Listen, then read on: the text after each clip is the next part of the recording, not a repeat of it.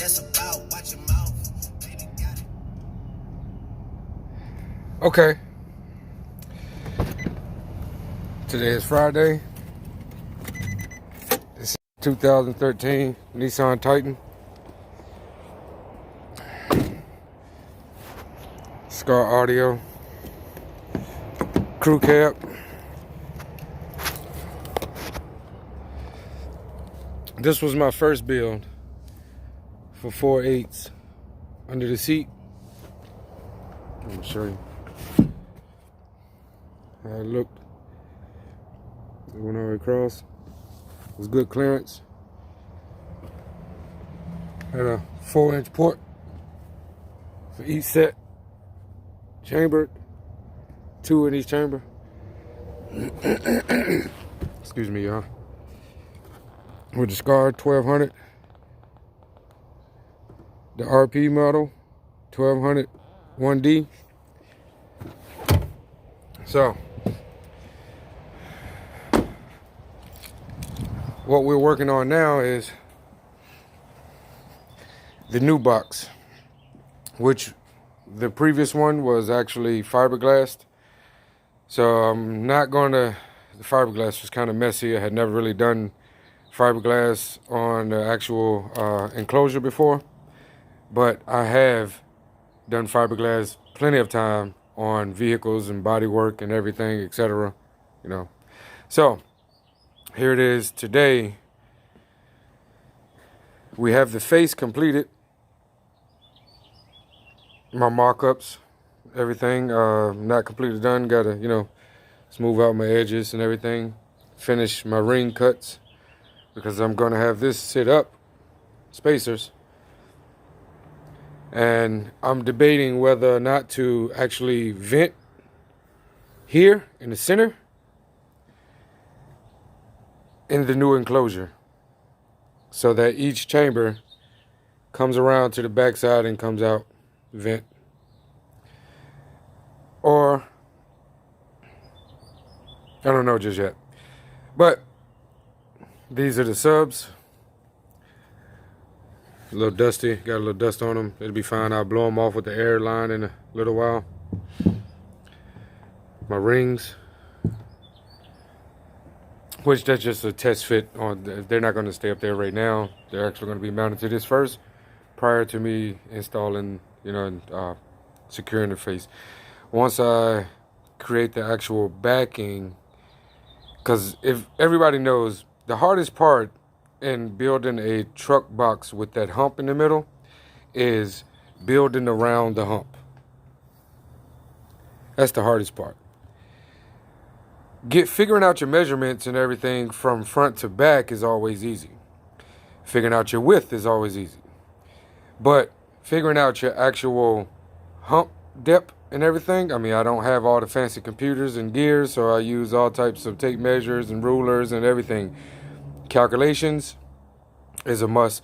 Probably not really going to get the, there's no probably in it. I'm not going to get the actual recommended specifications for these subs, because they are dual voice core 4-ohm DVCs, and they're RMS at 350 a piece. I love Skar.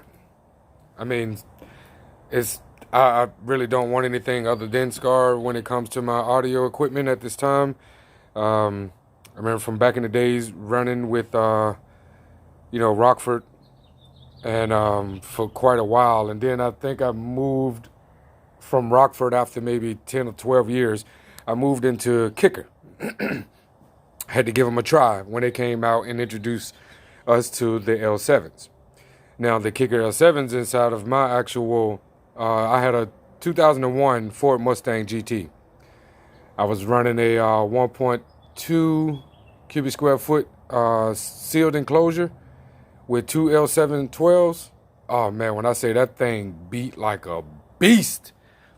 I mean, even on low notes, it would suck the roof down into the car a little bit. You can put a quarter on that thing and it would flop up in the air like, I mean, I loved it. I missed that whole setup. But these right here, Skar, y'all have to get knowledge on these right here. Now, there's this series right here that I have, they're 700 watts peak, but they're 350 watt RMS. Dual voice coil, 4 ohm. So my problem was my amp is a 1200D, which at a 1 ohm would give you well around 1600 watts easily. But being that I'm running 4 of these on loading down on 1 amp, I'm having to run them where I'm actually loading it into a 2 ohm staple. So I think it's considered parallel series. Well, I'm actually running all 4 onto that 1 amp, and it's creating a 2 ohm load. So at a 2 ohm, I'm only receiving maybe 700 to 800 watts. So if you do the math and you divide that amongst 4, that's close to what I'm getting, for each sub. And these are only 8s, by the way, y'all. These are 8 inches,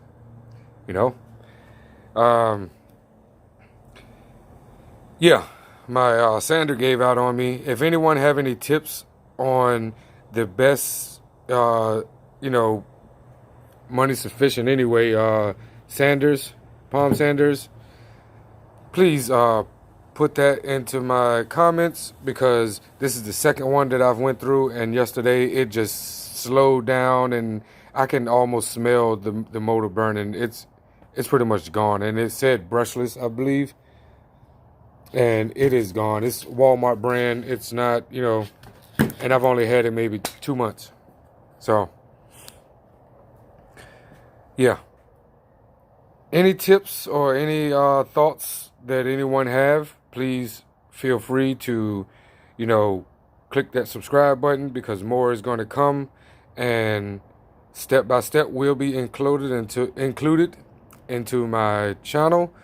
Just stay up to date with me, and I will answer any comments or questions that you have,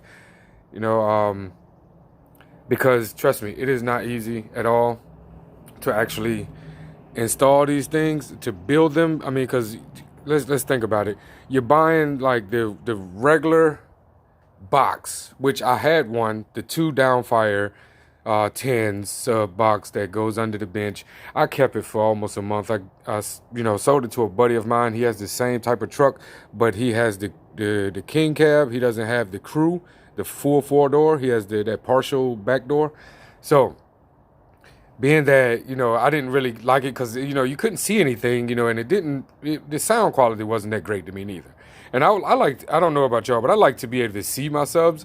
I like to be able to look back and see them, and they're knowing that they're really giving it, they're driving good. This is another, actually I took out of my daughter's vehicle. These 2, they're 10s, yeah, 10s, with this older 400. And this is my daughter's vehicle, actually, y'all. So this is going back in, and the MTX, which she wants the MTX system put back in. And actually, we was thinking to do the MTX logo on the hood, since the hood is black, and we're going to put some, some black and red wheels on it and fix it up for her. She's a daddy's girl and she loves this stuff. So any questions or comments that y'all have, please feel free to put them in the bottom, and subscribe to this video. Share, like it. There's going to be more to come. Trust me. You're going to see me looking real dusty. And this is just my regular garage. There's no fancy equipment in here.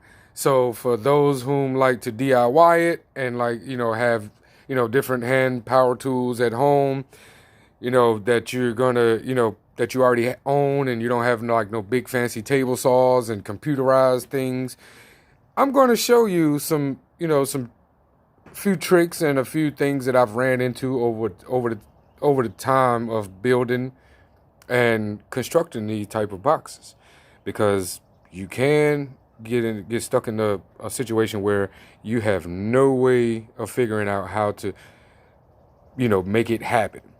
I'm gonna put it that way. Now, The worst part that it is, being that you don't have all these fancy tools and the nice little table saw and everything, which I am looking forward to picking up one of those. I really do need one. Because there's other things around the house that I enjoy doing, rebuilding, and then I have to rebuild my deck. So I'm going to need one eventually, or either some type of miter saw. So will be your angle cuts. Your angle cuts, because you know that box is going to slant down to the back. That is going to be the troubling part. Which I can do it with this. I can do it. But it's not going to be quite as easy as having the proper tools. So I will repeat. If y'all have the proper tools, you're already a step ahead of the game. If you don't, I'm going to show you ways of being able to make that happen without having all of the,